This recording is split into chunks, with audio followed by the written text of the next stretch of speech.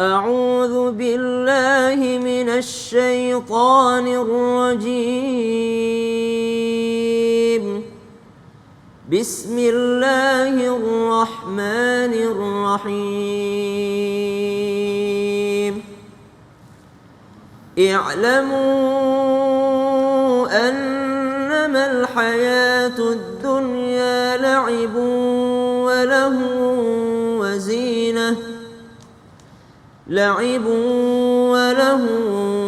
وزينة وتفاخر بينكم وتكاثر في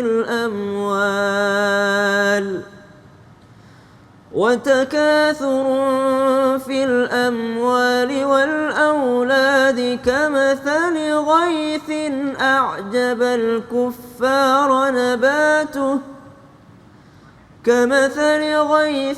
أعجب الكفار نباته ثم يهيج فتراه مصفرا ثم يكون حطاما وفي الآخرة عذاب شديد ومغفرة من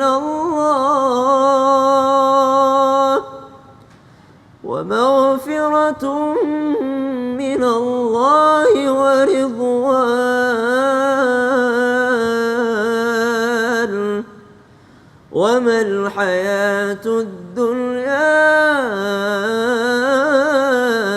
إلا متاع الغرور.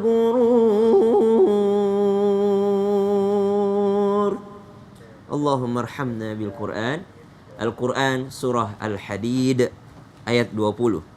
I'lamu annamal hayatud dunya. Ketahuilah bahwasanya kehidupan dunia itu la'ibu wa lahwu wa zinatu wa tafakhurun bainakum wa takathurun fil amwali wal aulad.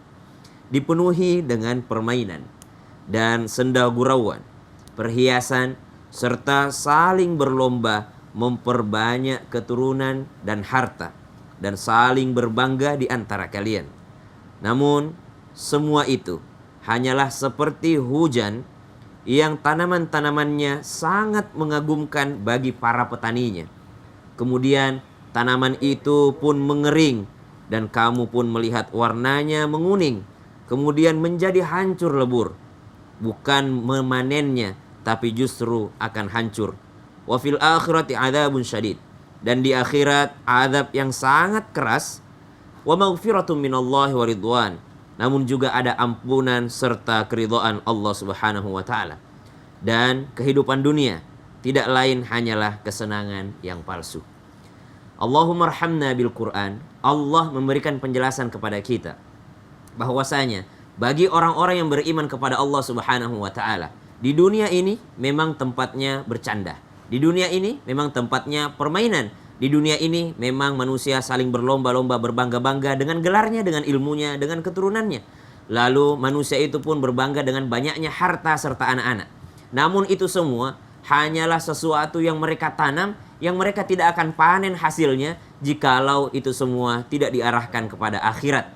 Jikalau itu semua tidak menjadi modal atau amalan yang bisa menyelamatkan mereka di akhirat kelak. Bagi orang tua yang memperbanyak keturunannya, keturunan bisa menjadi syafaat, namun bisa juga menjadi sesuatu yang berkhianat di hari kiamat kelak. Maka orang tua yang cerdas adalah mereka yang mempersiapkan anak-anaknya, hartanya, ilmunya, kedudukannya, serta dunianya menjadi bekal terbaik untuk akhiratnya. Sebagaimana ulama kita mengingatkan, inti daripada segalanya adalah ketika kita masih hidup di dunia. Karena akhirat itu hanyalah efek dari apa yang kita lakukan di dunia. Maka perbaikilah apa yang kita lakukan di dunia, sehingga hasilnya kita akan menjadi atau mendapatkan hasil yang terbaik di akhiratnya Allah Subhanahu wa taala. Karena Allah tutup ayat ini dengan mengatakan, "Wa mal hayatud dunya illa mata'ul ghurur." Karena sesungguhnya kesenangan yang ada di dunia hanyalah kesenangan yang menipu. Allahumma arhamna bil Quran. Shadaqallahul azim. Jamaah. Yeay. Oh, jamaah. Yeay. Alhamdulillah. Masih dengan tema kita, anakku ujian dunia akhirat. Nah, Ustadz Maulana tadi berbicara tentang usia senja, ya kan? Kalau usia senja itu apa sih yang diinginkan sama orang tua? Harta? Enggak. Iya, betul. Apa sih yang diinginkan sama orang tua? Orang tua pengen waktu dari anaknya, kebersamaan, kehangatan. Apalagi semakin senja usia semakin sensitif Tapi kan. Ustadz Iya. Maulana kan nggak senja usianya kan? Enggak. Menuju senja. Menuju senja. Tinggal 7 tahun lagi. Udah senja. Nah, tapi kan kadang-kadang apa yang kita lakukan itu katanya ada balasannya. Bener nggak sih kenapa orang tua itu nggak dekat sama anaknya? Itu karena juga ada kesalahan orang tua di masa lalu yang tanpa sadar pernah Allahu dilakukan. Akbar. Bener Saya nggak? suka kata-kata itu. Saya suka kata-kata. Camkan ini kepada semua orang tua dimanapun berada. Jangan pernah menyalahkan anak. Begitu pula anak. Jangan menyalahkan orang tua. Jadi jawabannya jangan saling menyalahkan. Masya Allah. Jangan saling menyalahkan. Saling mengintrospeksi diri. Saling mengintrospeksi diri. Untuk itu saya izin dulu sama Habib, sama Sasam, dan semua guru-guru dimanapun berada dan termasuk orang tua. Tanpa menggurui, tanpa menghujat, tanpa menghina, tanpa melecehkan, tanpa mencelah siapapun. Karena kami yang ada di studio belum tentu lebih baik daripada yang di rumah. Apalagi saya belum mengalami menjadi posisi jadi orang tua. Tapi saya pernah lihat nenek saya. Saya tidur sama nenek saya tinggal sama nenek saya. Karena nenek saya tinggal sama orang tua saya. Dan saya menyaksikan ibu saya bagaimana perlakuan kepada cucu-cucunya, kepada anak-anaknya. Ini yang jadi pembelajaran besar buat saya. Nah, untuk itu kita kembali. Ketika orang tua merasa anak-anaknya jauh daripada orang tuanya, camkan ini baik-baik. Introspeksi diri kita. Bisa jadi ini adalah kesalahan kita. Karena di waktu dahulu kita nomor 2-kan juga itu anak. Kita baik sama anak, belum tentu anak baik sama kita. Itu kata Nabi. Jangan engkau membuat anakmu durhaka disebabkan oleh dirimu. Kadang-kala orang tua yang memancing anaknya untuk mau durhaka kepadanya. Karena dahulu tidak diperhatikan, dahulu di nomor 2-kan, dahulu hanya dikesampingkan, dahulu dikasih sisa-sisa waktu. Begitu pula yang dilakukan anak terhadap dirinya. Ingat, atas apa yang kau lakukan terhadap anakmu akan kembali kepadamu.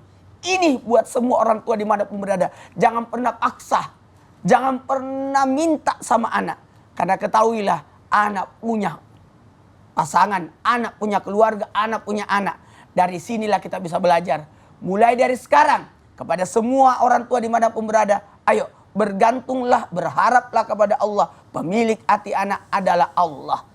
Dan kembali kepada anak, dimanapun berada, yang kau lakukan terhadap orang tuamu, engkau maaf, tidak ada waktu kepada orang tuamu, camkan, kelak engkau akan dibuat seperti itu oleh anak keturunanmu. Astagfirullahaladzim. Ini buat anak-anak dimanapun berada. Siapkan waktu untuk orang tuamu. Siapkan waktu tempat buat orang tuamu. Sarana berbakti kepada orang tua. Ketika orang tua masih hidup, kesempatan kita untuk meraih keridhaan orang tua. Ketika orang tua masih hidup, masih ada pintu surga lewat jalur orang tua yang bisa kita dapatkan di dunia. Maka berbahagialah jika orang tua masih hidup. Jika engkau memandang wajah ibumu, memandang wajah ayahmu, engkau akan diberikan pahala haji dan umrah yang diterima. Orang setengah mati berangkat ke tanah suci untuk mendapatkan pahala haji dan umrah. Sementara ada surga yang luar biasa, ada pahala haji dan umrah yang ada di sisimu. Dengan memandang wajah orang tua dengan penuh kasih sayang dan membuat orang tua tersenyum, engkau tersenyum, maka engkau mendapatkan pahala haji dan umrah. Ayo, berapa lama kita bersama dengan orang tua? Orang tua punya batas. Ketika engkau melihat ada panggilan dari orang tua di handphonemu, apakah kau cepat-cepat mengangkatnya atau membiarkannya? Sebagaimana engkau perlakukan orang tuamu, begitu pula kelak engkau akan diperlakukan oleh anak-anakmu kelak. Masya Allah, tabarakallah. Jadi artinya emang kadang-kadang kita harus nanya sama diri kita sendiri juga Nanya. ya Ustadz ya. Cara paling gampang adalah gitu, benar sih. Kalau di telepon kan kadang kita, ntar dulu enggak, cuma nyokap gue doang kok nelpon, cuma bokap gue doang gitu. Iya. Padahal itu bukan cuman. Cuma Itu adalah pintu surga kita. cepat diangkat. Cepat diangkat. Allah. Masya Kali Allah, aja ada tabarakallah. transferan dari orang tua. Amin, amin ya Allah ya Rabbal Alamin. Jazakallah khair. Anak-anak anak muda. Mungkin kan. Giliran Iya. waktu muda, kalau orang tua menelpon cepat diangkat karena tunggu transferan. Kalau nggak ada transferannya nggak diangkat-angkat. Giliran sudah tua, ngapain? Orang tua aku minta apa? Ketika dia butuh, dia cepat angkat telepon. Tapi ketika orang tuanya sudah tua, ngapain sih? Mau minta apa lagi orang tua? Beb, ini berbicara yang tadi yang mau kita bahas di segmen sebelumnya ini, Beb. Bismillah. Ada nggak sih amalan di waktu-waktu tertentu yang harus kita lakukan sebagai orang tua untuk mengikat hati anak kita supaya anak kita punya manfaatnya di dunia dan juga di akhirat? Membawa anak menjadi manfaat di dunia dan manfaat di akhirat. Yes. Mau tahu caranya? Gimana? Mau. Setelah yang satu ini. Jangan dong. Pengen huker aja. Bismillahirrahmanirrahim. Allahumma shalli ala sayyidina Muhammad wa ala sayyidina Muhammad. Allahumma Yang shalli pertama, alaihi. jika seorang suami dan istri ingin mempunyai anak yang saleh salehah, yang bertakwa kepada Allah Subhanahu wa taala, bermanfaat di dunia dan bermanfaat di dalam akhiratnya Allah Subhanahu wa taala, dan bahkan bisa memberikan syafaat bagi orang tuanya. Yang pertama, ketika berhubungan harus baca doanya. Salat sunnah 2 rakaat. Masya Allah. Dia minta kepada Allah, dia munajat kepada Allah, dan dia berdoa kepada Allah, dan ketika berhubungan dia berdoa kepada Allah. Dan ketika anaknya sudah jadi berada dalam kandungan, maka doakan anaknya setiap hari, setiap malamnya. Hatamkan Quran untuk anaknya, ngaji di depan istrinya, di samping istrinya ngaji. Agar apa? Anak mendengar daripada kalimat-kalimat Iqra'ul Quran. Ini anak sudah dididik dengan didikan agamanya Allah Subhanahu wa taala dari usia belum lahir, dalam kandungan. Ketika anaknya lahir, maka dibacakan inna anzalnahu fi lailatul qadr, dibacakan alam nasrah laka sadrak sampai habis. Nah, didoakan anak tersebut, ya Allah jadikan anak kami anak yang saleh salehah, bertakwa kepada Allah Subhanahu wa taala. Yang kedua, manusia itu akan mendapatkan derajat yang tinggi di mata Allah Subhanahu wa taala, dan bahkan bisa dipakaikan mahkota oleh siapa? Oleh anaknya. Mahkota yang dahsyat, yang luar biasa. Ketika anaknya hafal Quran, ketika anaknya mendoakan orang tuanya, ketika anak bersedekah terhadap orang tuanya, dan ketika anak senantiasa selalu mendekatkan diri kepada Allah Subhanahu wa taala, menjadikan orang tuanya itu sebagai apa? Sebagai panutannya, sebagai orang tua, sebagai yang mendidiknya. Rabbi firli wali walidayya warhamhuma kama rabbayani shaghira. Selalu didoakan. Ini anak yang saleh salehah, yang bertakwa kepada Allah, yang senantiasa hidupnya hanya untuk beribadah kepada Allah Subhanahu wa taala. Yang ketiga, anak bisa seperti itu kalau orang tuanya kasih rizki yang halal. Gak mungkin anak itu bisa menjadikan anak yang baik, anak yang saleh, yang bertakwa tanpa rizki yang halal. Ketika anak dikasih rizki yang halal, yang berkah, masuk ke dalam tubuhnya, masuk ke dalam dagingnya, maka nagih untuk kebaikan. Tetapi anak yang di dalamnya dikasih rizki yang haram, masuk ke dalam tubuhnya, menjadi daging yang haram, darahnya haram, pikirannya untuk bermaksiat, tubuhnya menagih untuk kemaksiatan. Subhanallah. Yang keempat, kita selalu doakan anak kita. La zidanna fi salati min ajlik. Wahai anakku, sungguhnya aku terus sholat sunnah, beribadah kepada Allah, mendekatkan kepadamu karena Allah, mendekatkan diri kepada Allah karena untukmu anakku. Agar apa? Agar aku punya anak yang soleh, soleha. Orang tua Ustaz Sam, balik lagi Ustaz Sam, orang tua Ustaz Maulana, Ya. itu selalu doain anaknya agar jadi anak yang soleh, soleha. Tiap hari, tiap malam didoakan. Kita jadi orang tua, nggak pernah sholat malam, nggak pernah bangun malam, jangan harap anak kita menjadi anak yang soleh soleha. Subhanallah. Doakan setiap hari, ya Allah jadikan anakku soleh soleha. Sekurang-kurangnya setiap habis sholat, Rabbana hablana min azwajina wa dzurriyyatina qurrata a'yun waj'al lil muttaqina imama. Sekurang-kurangnya itu. Dan juga setiap habis sholat baca Rabbi habli minas salihin. Ya Allah jadikan anakku anak yang soleh. Ini yang harus kita baca. Ayo penonton di rumah, amalkan doa ini agar kita memiliki anak yang soleh soleha. Bismillah. Amin, Masya Allah, tabarakallah.